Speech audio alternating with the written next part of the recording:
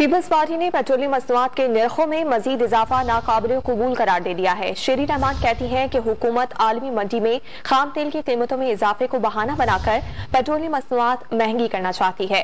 शेरी रहमान ने ट्वीट में इल्जाम लगाया है कि हुकूमत 1 मार्च से एक बार फिर पेट्रोल की कीमतों में बड़ा इजाफा करने जा रही है।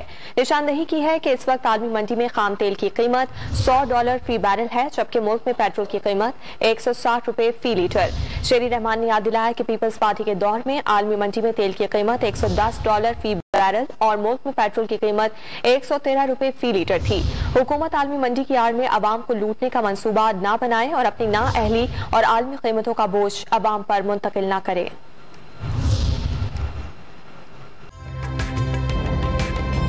ताज़ा तरीन वीडियोस के लिए हमारा YouTube चैनल सब्सक्राइब करके बेल आइकन प्रेस करिए ताकि आपको मिले हर अपडेट सबसे पहले।